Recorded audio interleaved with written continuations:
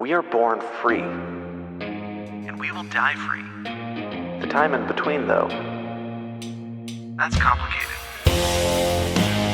In that time, governments, institutions, and our egos will limit our ability to find true freedom in this life. These are real stories of real people overcoming the odds, persevering in justice, and unlocking their potential. Welcome to Finding Freedom. Here's your host, John Odermatt. Hey everybody, welcome back to another episode of Finding Freedom right here on the Lions of Liberty podcast. And I'm excited to have you here, excited to have you listening on whichever feed you've joined me on, be it the Lions of Liberty Network feed or the Finding Freedom solo feed. And honestly, before we get into today's show and I introduce my guest and all that good stuff, and I do have a really awesome guest today. We're going to be talking about health and exercise and wellness, and all from a libertarian perspective. I have a tremendous guest today. Really excited to introduce him.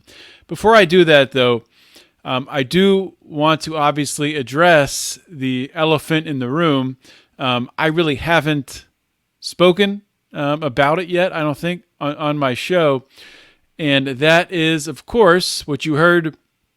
If you are someone who listens to the Lions of Liberty Network feed, and if you listen to Mark Clare's show on Monday, then you heard that Mark is leaving Lions of Liberty, that his 600th episode, which is next Monday's episode, will be his last on Lions of Liberty. And as Mark talked about, on his show, and I'll just reinforce this because it's 100% true, that this was an amicable split. This was not anybody really at each other's throat in any way whatsoever to try to, force anyone out or to try to get someone to act a different way or whatever. None of that ever was discussed by Mark, Brian, and I with each other. I know we've disagreed on many things over the years, and there has been times when we've been at each other's throat, mostly on stupid things. But anytime you're in a business that long with good friends or podcasting that long with good friends, there's bound to be times when you want to kill each other. But with Mark leaving the show, this is something that, he came to Brian and I, and, honestly, we were expecting it to a certain degree. We weren't sure when, but I was not surprised at all when Mark brought this idea to us, and he really brought it as an idea. And it was really a decision between the three of us on deciding how to move forward. And, Brian and I decided we wanted to keep Lions of Liberty going. And Mark decided what's best for him is to start his own podcast and to go in that direction. And I totally respect that. And honestly, I'm excited for all three of us. I'm excited for everything that's gonna come from this. I think, as Mark talked, I'm not going to speak for Mark. He talked about it Monday, but I think he felt a little handcuffed by having that libertarian label attached to him.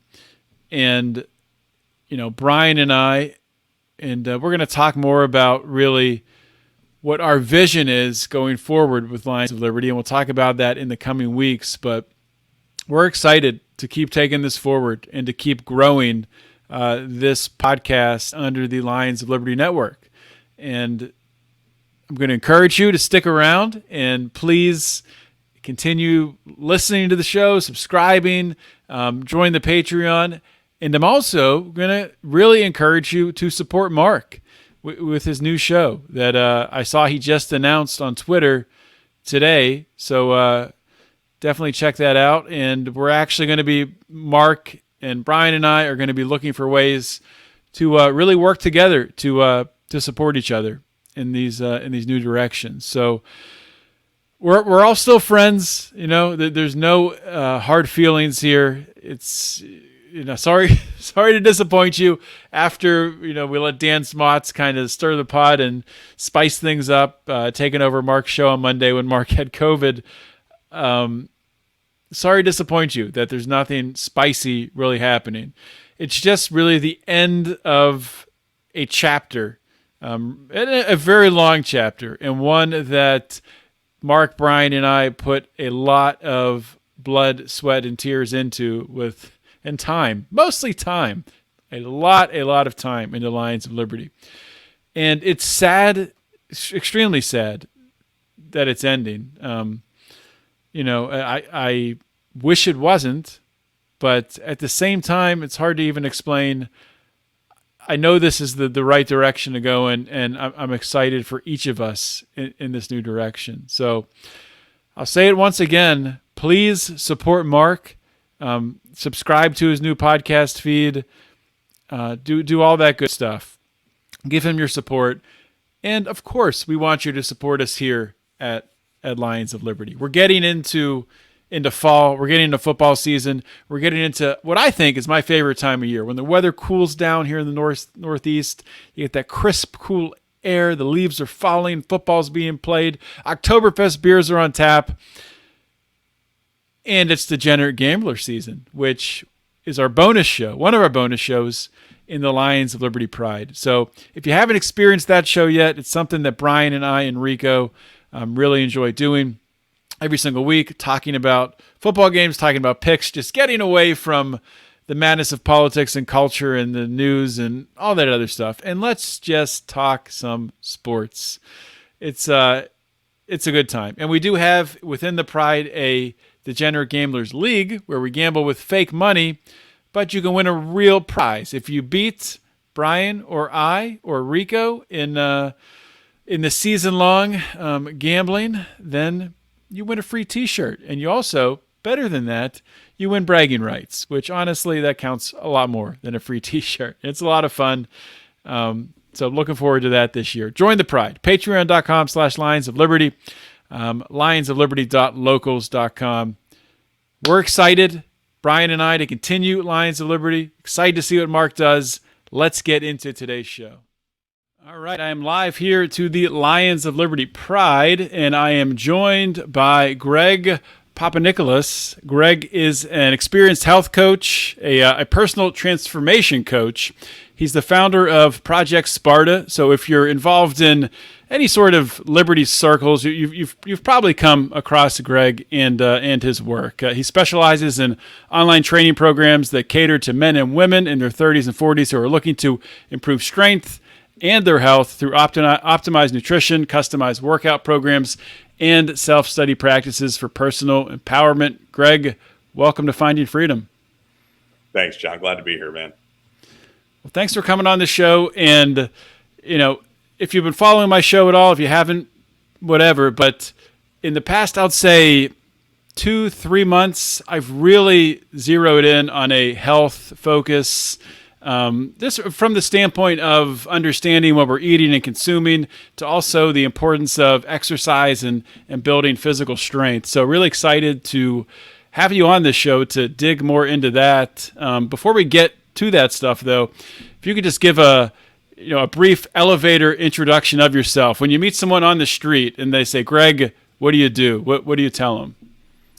Yeah, and normally, John, I tell them that, I work specifically with men and women that are usually between the ages of 30 and 55 normally. And I'm looking at mostly focusing on metabolic adaptation and how to really focus on those important elements of metabolism that are forgotten about because of, you either eat too much or you eat too little and nobody really knows how much they need to eat. So I try to really hone in on metabolism itself as the mechanism to helping people, achieve that weight loss. Because again, a lot of people think it's, fitness, or they think it's nutrition, singular. Yeah, but really, when you think about it, without singling those two things out, the mechanism is, metabolism. That's what forces the weight loss or the fat loss to occur. And what I generally like to tell people is that you can track your food, but do you really know where to start? And do you really know how much you actually need relative to where you're at in your life right now? It could get really confusing for a lot of people with all the information out there and the things they hear out and about or on the internet, where there's tons of information on fat loss and weight loss. And a lot of this stuff gets lost in the shuffle. So I try to really, really take metabolism as the main element of all this and show them that it's a lot easier than we think, but focusing on the things that you normally would focus on, like, macro breakdown. Should I have how many carbs should I have? How many workouts should I do a week? It really all comes down to the individual and how they respond to the stimuli. So it's one person's recovery is going to be different than another. One person's schedule is going to be different than another. So it's really, when I say customize, I really mean the customize versus what we see a lot of times in the industry is the cookie cutter. I want to get to your personal story here, how you became interested in this in a minute, but I do have a question on metabolism that I want to ask you first before we move on. So I heard someone say this recently, and you can give me your opinion on it if you agree or not. But it's not that they said it's not that our metabolism slows down; it's that we stop being as active as we were when we were younger. So that's why the metabolism slows down. If you stay more active, then really your metabolism is not as likely to slow down. What do you think of that? I think it's hard to really say it's one thing. And usually the answer is not as simple because I think there's so many factors. I think age does play a factor, but again, where we are in our activity does play a factor as well. So you have people that have been training all their lives and maybe they're 60 years old still and still doing it. Their metabolism is going to be better than the 40-year-old guy that hadn't trained in a long time. He hadn't gotten off the couch. He hasn't been active. So that's going to play a factor. So age may have a factor, but it's probably not going to have as big of it's not going to have the impact that something like, your activity level would normally have.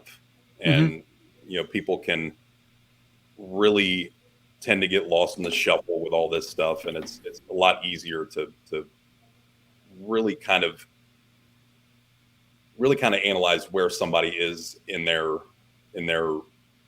fitness journey, because if they're working 12 hours a day, they're not going to be able to be as active. So what do you do with the person with that hard schedule? You got to walk. Start with walking. Simple, right? Simple solutions to that kind of stuff. So, well, that's good, and we'll dig more into that later. But I want to come back to your own personal story. A big part of my show is I want to learn really what drives people. What really made you gravitate towards health and fitness. So, what's your story? Yeah, well, when I first started coaching, I was coaching football. Now, I had always loved the weight room. And normally when I was coaching football and even playing before that, I was addicted to the weight room. I was the one always going. I was the one that everybody was saying, hey, Greg, when are you going to miss a day? And did you play football in high school and college? No, not in college, just in high school. Yeah. And so that became, most people were training in the off season, but I was one of those guys that was doing it twice over, putting in 2 workouts a day. And it sort of became bigger than just a hobby. And eventually when I stopped coaching, I was generally just working in the school as like when I was at this high school, I was working with all of the football players in the off season. And then I would inherit the other kids from other sports. They would come into the weight room. They would have their off season. So they would train and I would help them. Eventually I started putting programs together for them, unbeknownst to a lot of the people, around, the school. And what ended up happening was, word got around, Greg's putting me on this, coach is putting me on this, and it's really helping me.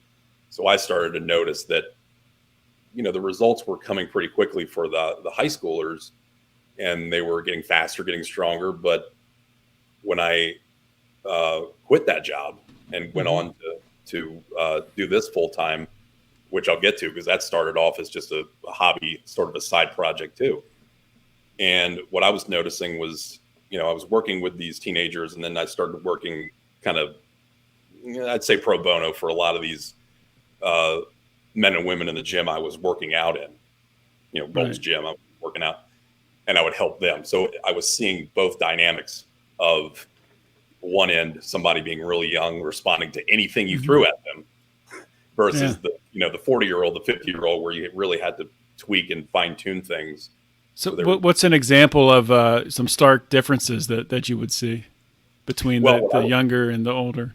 Yeah. And what I noticed was with younger, you could throw, a basic hypertrophy program of muscle, high volume, lots of sets, lots of reps, and they would get strong. Didn't matter if you were pushing heavyweight, lightweight, they just got stronger, continued to get stronger. It didn't matter. Now, when I got to Gold's Gym and I was just helping people, giving them advice, they would hit, some pretty good numbers, and it would come slower. You'd have to design it a different way. You couldn't give them you couldn't go too heavy, but you also wanted to give them something challenging, and it depended on how they responded to it. So if somebody responded better with their results with, a lot of compound sets, a lot of squats, a lot of bench, a lot of the big exercises, they would have more success. And then on the flip side, you would have people in their 50s and 60s, and they would just need balance exercises. They would need, just to get over, their balance issues, or maybe they had a previous injury. So there was really more customization with, the older crowd than it was with the teenagers, because really at that age, your body's responding to everything so quickly, and you could throw anything in front of them and they would get stronger. But with that older population, it was a lot more challenging at first. And that was when I really learned how to build these programs out properly for them, because everybody came from a different start. Everybody had different experience. So I'm going to have more questions about how you tailor those programs, because I have interest in that. But before we get to that, I want to hear the story about how you started Project Sparta. Yeah. So like I said, I was working at the school for, I'd say about, I started 2010, and right around the time before, it was right around the time COVID had hit. So it was a good, 9-10 years in the school system, and I was working as a special ed teacher. And I was working a lot with, we call them trouble teens. I mean, a lot of people call them trouble teens today, but it was, they just needed extra guidance, and they needed things outside of the school that, they could come to me for, that would help them, just in life. I mean, it was life advice. It was anything I could help them with. So when I was coaching them after school, I was getting that experience as a coach, but then I noticed, hey, this might be something I want to pursue, right? Because I was doing it anyway, free for these people in the gym. I said, well, if I'm building programs here, I'm building programs for the older crowd, why not just start it? Why not take a shot, see what happens? And, if it falls flat, it falls flat. And I'm glad it didn't fall flat. I actually ended up in the first couple of clients I had, they were, I just didn't charge them, got testimonials, gathered them, and, it was all social proof from there, and getting all of your building up your sort of social proof and your reputation. And from that point on, it was almost like the day I put in my papers, which was interesting. The day I put in my papers with the school, I had a lot of anxiety. I said, oh God, here we go. That rush of anxiety the minute you put away your 9-to-5 pursuit and go for your dream. And then this comfort brushed over, because I said, well, a lot of people like what I'm doing. They're responding to it. They're interested, and I was willing to go out there and risk what I needed to risk to succeed in this, in the fitness industry. And I was ready for it at that time. Now, if I had done it 3 years prior, probably not, but it was timing and all of the things coming together, including going to different fitness conventions and even doing some of the Liberty speaking, at the conferences, that was putting my name out there, at least in my own community. And so when I touched on that community, hit that button and got a lot of people interested in the community, Liberty community, I said, oh, here we go. I got, a nice little subset of people here that, may need help. So go after it. Right. Yeah, I think what you said there, that one piece, I think is great entrepreneurial advice, where you were giving your services pro bono. I mean, but you were getting something out of it because you were building your testimonials, you were getting, before and after pictures, you were starting to build a network of people that were going to, start to spread your name around. So I think a lot of potential entrepreneurs are sort of afraid to do that, give something away for free. But as long as you recognize that you're actually getting value in return for it because you're helping to build your own portfolio, then it's definitely worthwhile. So I think that's a really valuable point you made there. Yeah. So when did you, or maybe you didn't fully transition, is your business all online now, coaching, or is it a mix of both? And when did that transition happen? So it was all online when I put in my papers. Even before that, it was all online. Okay. Now, sometimes I'd walk into, someone's their apartment gym, help them out for an hour. But these were, special cases. I wasn't doing it at a gym. I wasn't, doing what I was doing at Gold's Gym and actually getting paid by the gym. It was immediately noticing that type of market was kind of getting started, right around, I'd say 2016, 2017 was when people were really starting to think about online and taking everything online. And, in the fitness industry, a lot of people are just trading their time and their if a client cancels on them, then they're not getting paid that day. And that client could not show up for another couple of weeks, Right. But I think the value of having everything up front, in addition to the nutrition side, was really what gave it a little bit more value, because a lot of the personal trainers wouldn't do that type of thing. They were there to just walk around with a clipboard and make sure you were, not getting injured and things like that. And I wanted to be a little bit more hands-on, because I knew a lot of people had experience in the gym. They just needed to get back in there and get in shape again.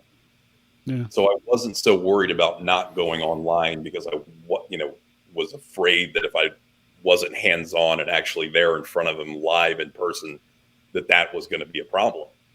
Some people prefer it, some people don't. And when people start to see the value of online and how much they can get out of, all of this customization and very, very important analysis, especially like we're able to do so much remotely anyway. With blood tests now, it's incredible what we can do now versus what we couldn't do even 10 years ago in the industry. So when I took it online, I said, I'm just going to go straight all the way with online, and it's paid off. It's certainly, I don't regret not, doing in-person training at all. Yeah, well, I mean, you were ahead of the curve, like you said, just as that was building up, and then COVID comes and hits with the lockdowns, and your business is ready to rock. I mean, everybody was looking for for guidance and how to work out at home. So that was an unintentional benefit. You don't want to see lockdowns happen, obviously. But I wish I could take credit for that, but I didn't know.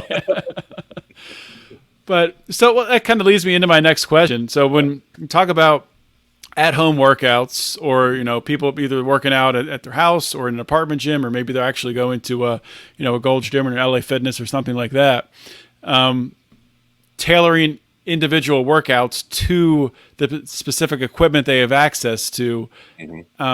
What's your process, or what goes into that?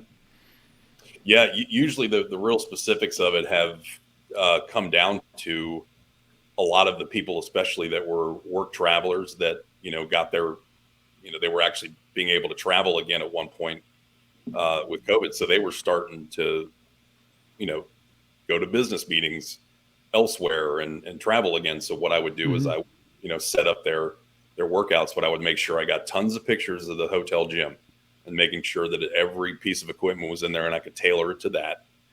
And then when they were at home, you take a couple shots of what you have in your home, all the equipment. Great, I got it. I can set something up immediately.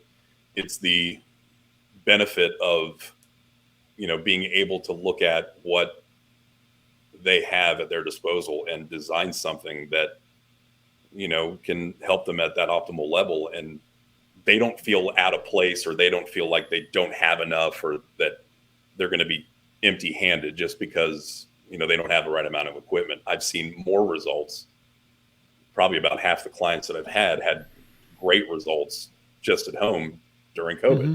So they were maximizing the time that they had, because I think, a lot of times walking is underrated and we don't think about how important it is. But I mean, half of those clients were, I'd have them on, 3 times a day walking 10 minutes.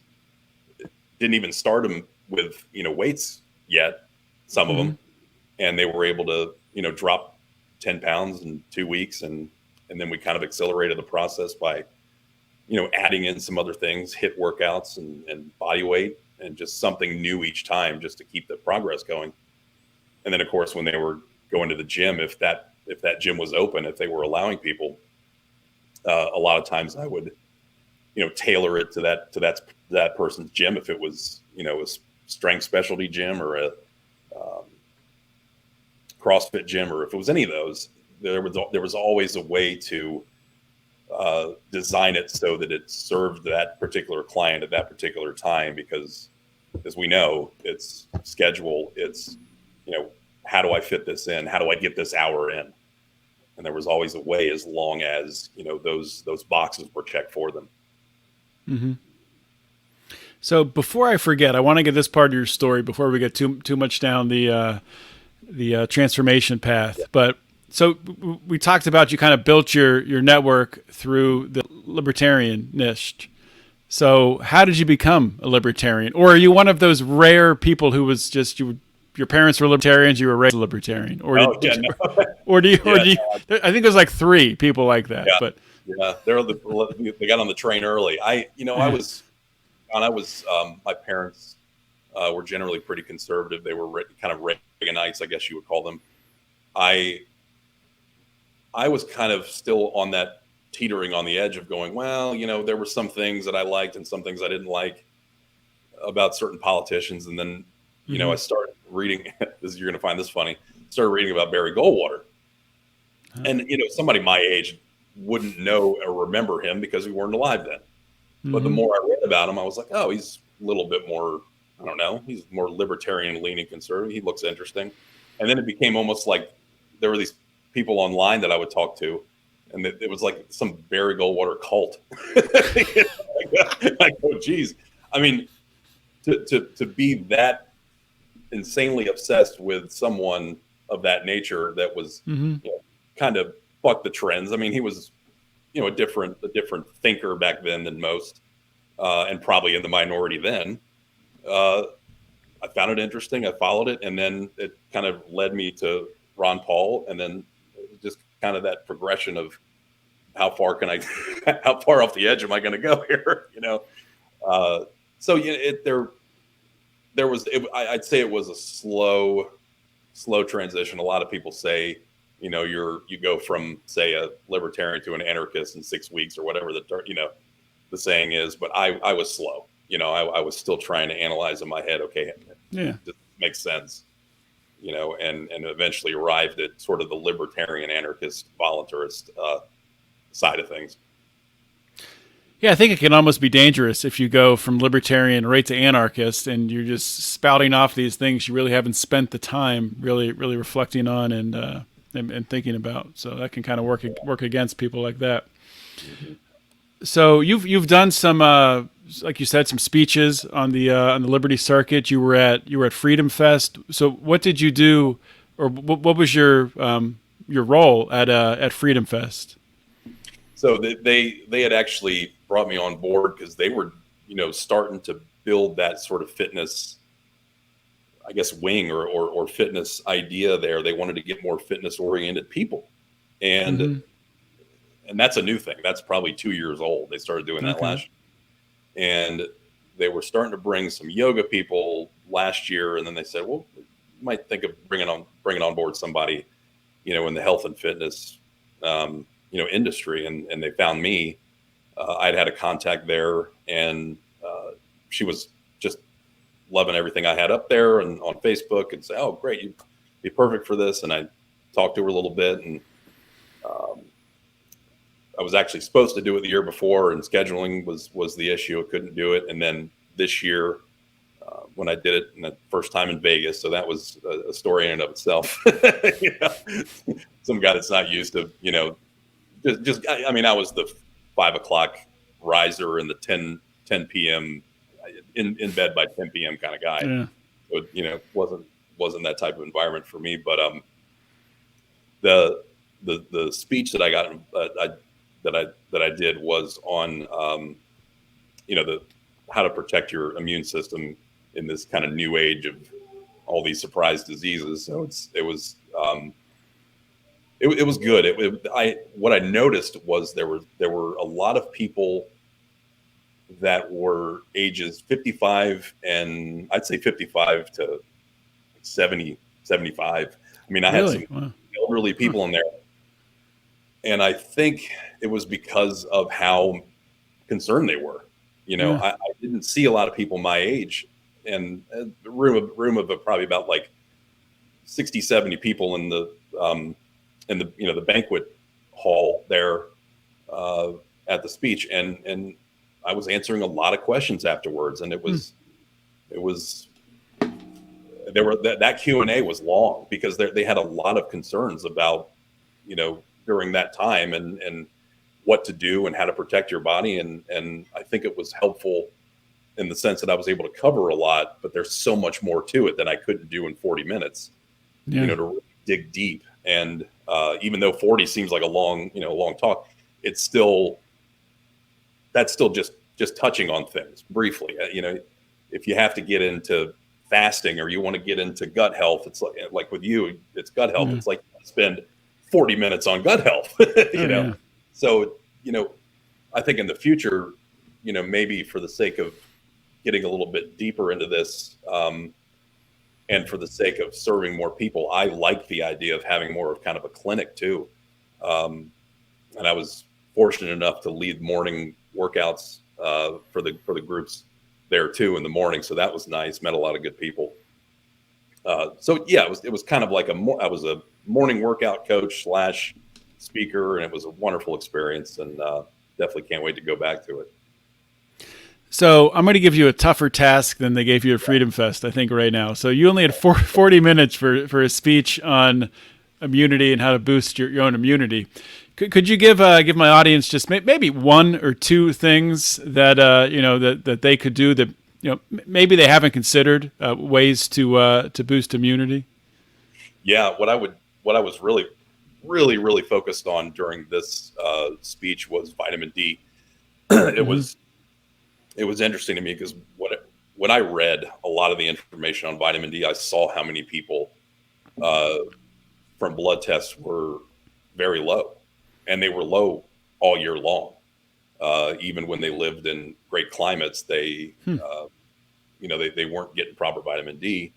So I spent a lot of time on that particular, vitamin, because that micronutrient is so important for the endothelial cells. That's the protector outside of the heart and the lungs. And it's so vital for that part of the body, those organs. And a lot of people were just they just had low amounts. They were deficient. And I got a little bit more, I was talking a little bit more about the cold therapy, the ice baths, because what I would do during COVID, when I started getting those symptoms, I would jump in and take a cold shower, and the body temperature would be better regulated. I could feel the body temperature. This is when you had COVID. You did. Yeah. Okay. I was starting to feel those symptoms right around, I'd say it was last November. And so when I took those cold showers, I noticed I felt a little bit better. later on, the body would heat back up again. I'd jump right back in. And I think I delayed it a little bit. I didn't completely stop it from entering the body, but I knew that that was reducing the intensity, I think, of what could have, really been a tough bout, because my family was having a tough bout with it. Relatives of mine were having a tough bout with it. Now, being healthy otherwise is great, right? Because you're battling against it with a better shield. But at the same time, if I knew that this was pretty intense, I wanted to cover my bases and make sure that, mine didn't hit as hard. And I really think between those two things, the cold and really just the hot cold contrast therapy for me was a big help. And then getting out, during the warm weather when it started to get a little bit warm, and I thought I had my second come around with it. I think it was really, really helpful to know that I always had those two things in my back pocket, and I really would start to, think about other ways to, I'd come up with a concoction I had everything in it, just garlic, ginger, freshly squeezed oranges, and anything I could grab a hold of in a shot glass, and that was kind of a little bit of my defense potion. So without spending $50 at Whole Foods, just make your own. Yeah. I was actually pretty impressed when, this was in May of this year. My wife got COVID first, and when she got it, she was pretty sick. Just had real bad migraine headache, and didn't want any lights on. It was really agitated by any light. And we took her to get the monoclonal antibodies. And I was impressed that this place that gave out the monoclonal antibodies, they gave a flyer that said, take vitamin D, vitamin C, zinc, quercetin, avoid sugary foods. And I was like, wow, I'm good they're giving that stuff out. That's awesome. But then I got it a couple of weeks later, and I went to get monoclonal antibodies, and they were out. They didn't have them anymore, but I was fine. I didn't need them, I guess. But I did want to ask you about the hot and cold, the ice baths and the sauna, or some other kind of heat. Is that a way to boost metabolism? Is that true? You can boost your metabolism through that? They're finding that has an effect on it. Now, how big of an effect we don't know yet. There's still a lot of research to be done on that. What I've noticed is that it's one of the better recovery tools because of that, I'm able to go back in and get more done and not be so sore and, bring down my inflammation. And, at 42, I was having shoulder and elbow pain and issues all the time, just from all the heavy strength training I was doing a couple years back. And just going in there and doing the hot, cold contrast shower, letting the blood come to the surface, then back down to the organs with the cold, therapy. I would even do the cryo. My sister got me a few gift cards for cryotherapy, which was great. I felt like what was interesting was I wasn't feeling the bloating anymore. I wasn't feeling the soreness or the pain. And I noticed that a lot of that was reduced during that period of time. As far as metabolism, I'm sure that there's going to be more studies on it, because the more people start to get into it and the more people are, partaking in it, I'm sure that they'll probably end up looking at, that connection a little bit deeper. But I think on the flip side of it all, you have to be prepared mentally to go into an ice bath, because not for everybody. But and it's funny because even in Vegas, when I was there for the conference, I wanted to take an ice bath, but again, there's not enough ice in that hotel to fill up a tub. You're stealing everybody's ice from ice. You'll be going back and forth from the machine about 50 times. And that, I was actually thinking about doing that, but I said, I don't want to waste all the ice for everybody else, all the guests. So I hopped in there. I put it all the way cold, and then I just ran the jets because it was Whirlpool. So it was just a cold jet, bath, which was more intense than I would have thought. Yeah, I would love to get one of those cold plunge tanks, but they're like $6,000, $7,000 still. I'm waiting for that price point to come down a little bit. That's it's kind of crazy. They get expensive, but I know a few friends that have done the tub, and they put the tub on the outside of their house. A couple people I know that live in Texas. It's a perfect place to put it. Perfect climate too. So, well, there's people who just use the like one of those, just a cooler, not a cooler, a freezer, just like a coffin freezer that has the door that folds up, and fill it up with water. I don't know how sanitary that is, but I've seen people do that. Yeah, I don't know either. You run a lot of risk there, but to each his own. Yeah, so I want to dig into, back on really this transformation idea. When you have someone come to you, and I mean, you could give an example if you want to, or you could just kind of talk through your process. But, say someone comes to you and, they're in their, mid 40s, they haven't been working out, they've been eating poorly. Is there, you mentioned, starting with walking, things like that. What's your process on getting them on the right path, and then going from there? Yeah, usually, John, from the start, it's really important that they get a blood test. I think that's a big part of the process at the beginning, especially figuring out where they're deficient. So what should they get tested? Like, what specifically macronutrients should they be testing for? They can do the basic test, which is not going to go. It's not going to go too deep into your the list of every single micronutrient, but it will hit on the big ones. And there are particular tests that I can't remember the name of because it's an acronym, but it's one of the ones that it's going to be able to pull up your vitamin D, your vitamin C, your zinc, all of them.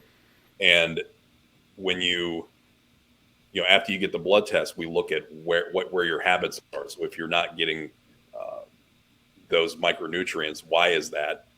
What can we do to combat that? What are the types of foods you're staying away from that could help that? Because again, if somebody's going vegan, they're going to be lacking in a lot of areas, in their micronutrients. If they go carnivore, they'll be lacking fiber.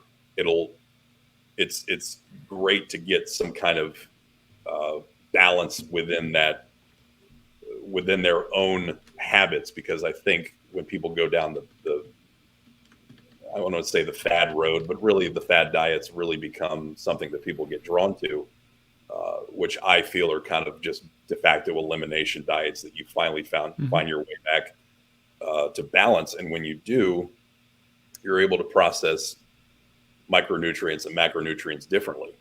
So somebody that had lost a ton of weight and their metabolism was reset, and they were losing a lot of they were making a lot of progress, losing a lot of weight, they would then digest and absorb carbs differently than they had prior.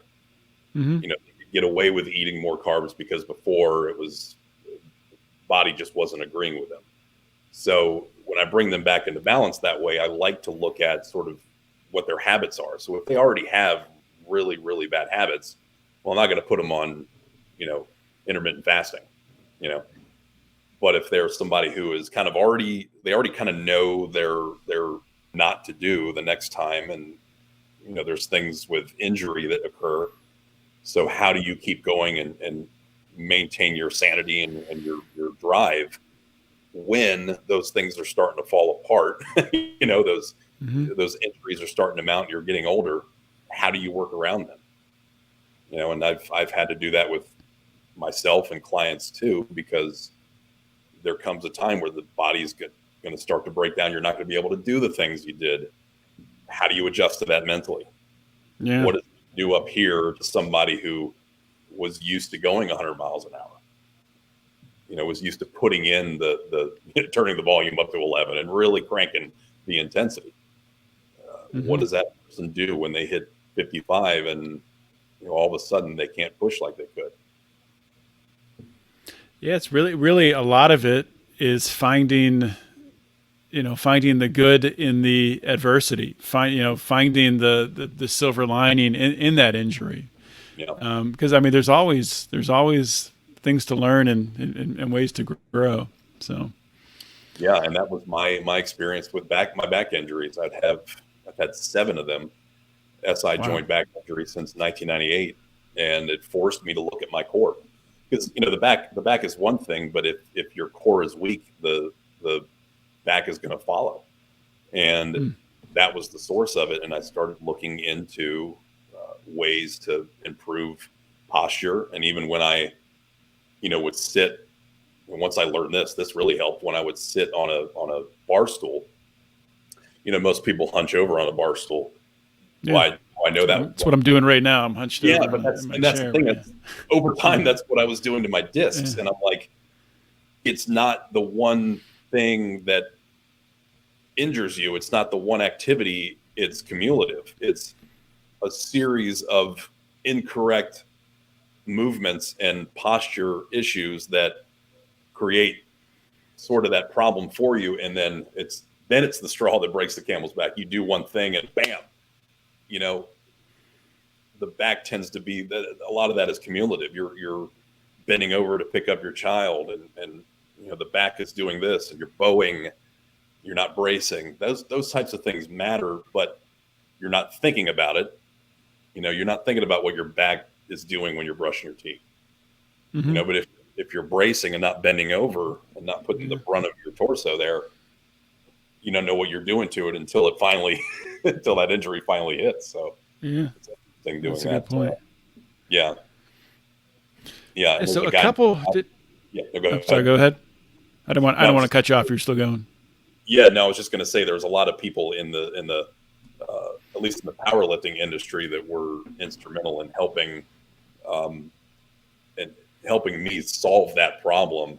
And then going to Pilates was a big, that was a great solution because it finally got me to realize what my problem was. I had a elevated hip and exterior pelvic tilt, and it was my back was taking the brunt of everything, and all my squat positions were all incorrect. So I finally fixed all that, and it made a difference. And I realized that those were small tweaks that I should have made long ago. That now I say I wish I would have known sooner. I probably wouldn't have had so many injuries. And it was Pilates that helped you with that. Yeah, believe it or not, it was Pilates and a guy, a book I read from a guy.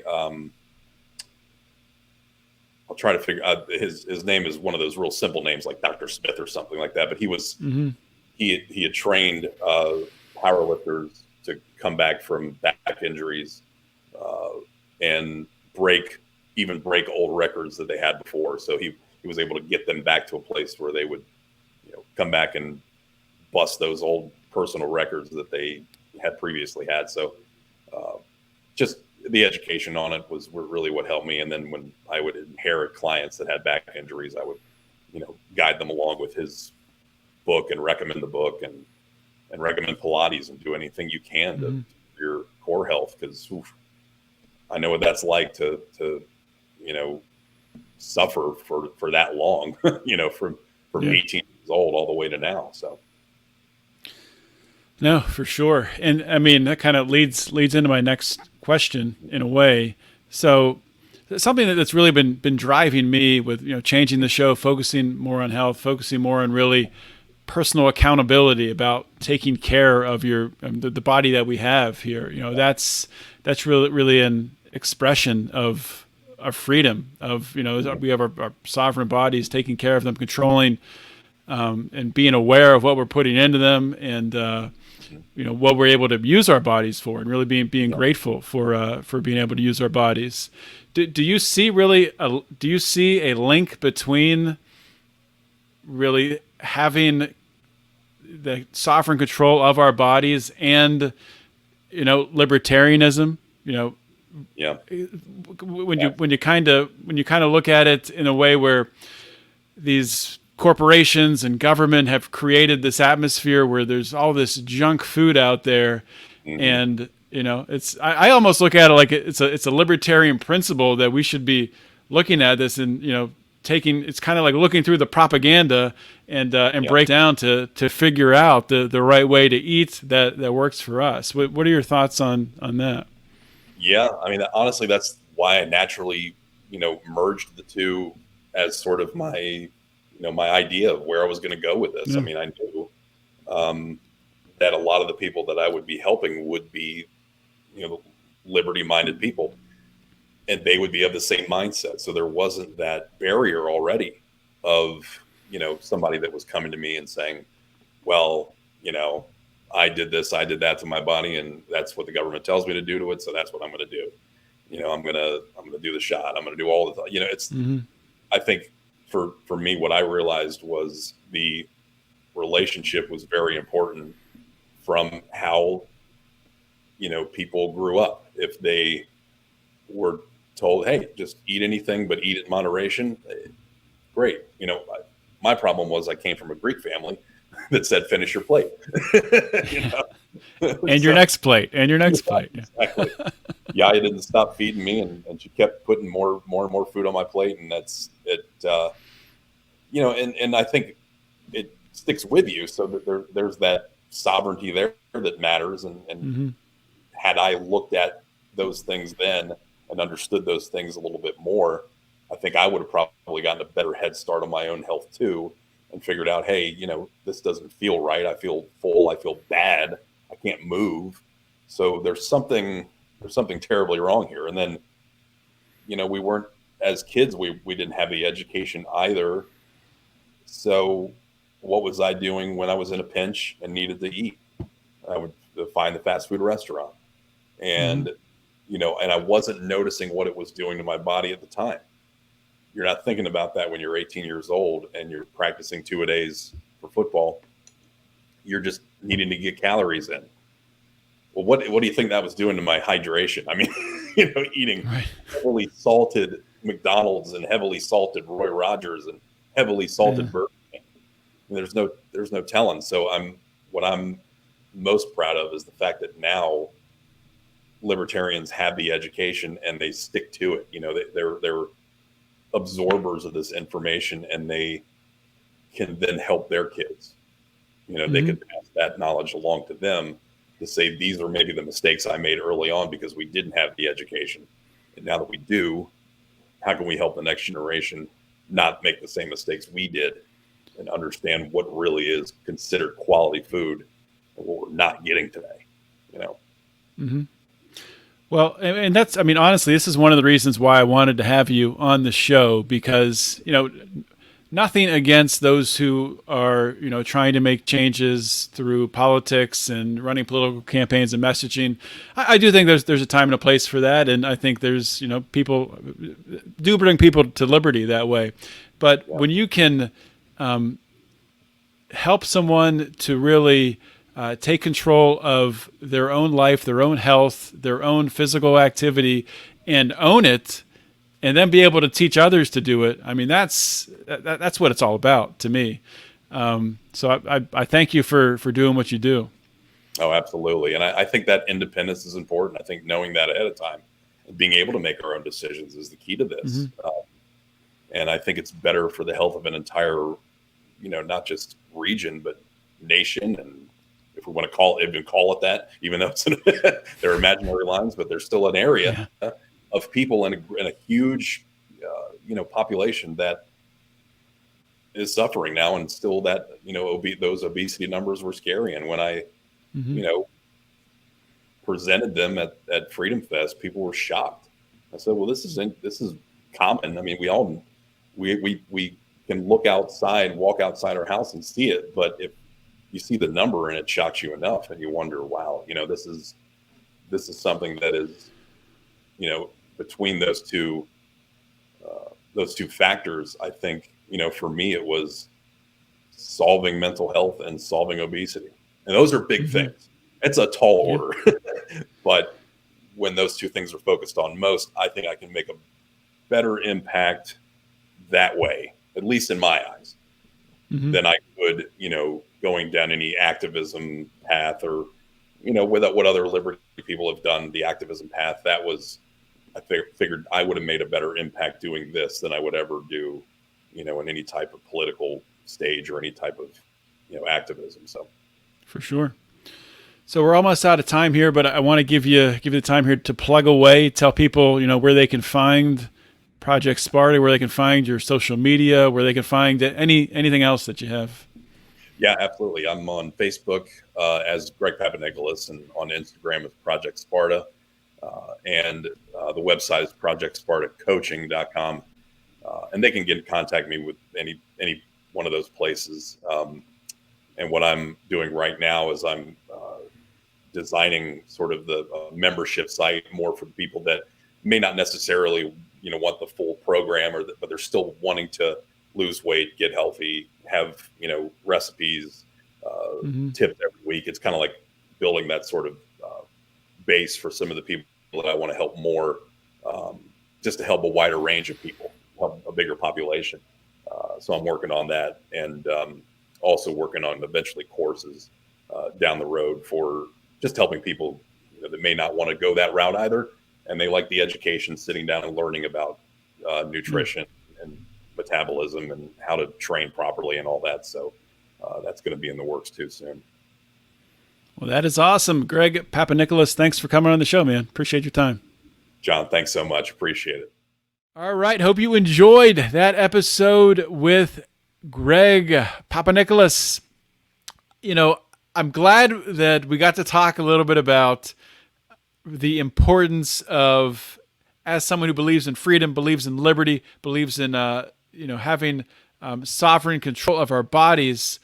I'm glad we got to talk a little bit about it. I'm glad I got to get Greg's opinion on that, because I think that is a missing piece for a lot of libertarians. They're always saying, yes, the government, shouldn't be able to control what we can and cannot put into our bodies. Yes, that's true.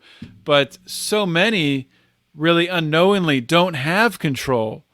They're not aware of what they're putting into their bodies. They're putting in junk. They're putting in artificial sweeteners. They're putting in seed oils. They're putting in high fructose corn syrup.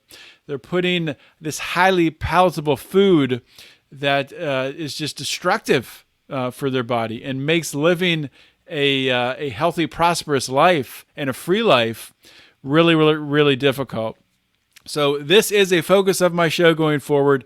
Really glad to see that Greg and I really aligned on that focus. And as I told Greg after the show when we were talking, there were a lot of different questions and directions I wanted to go in, and we just ran out of time. I didn't want to try to insert them in because what we were talking about I thought was so great. So definitely we'll have Greg back on the show. I'm looking forward to that.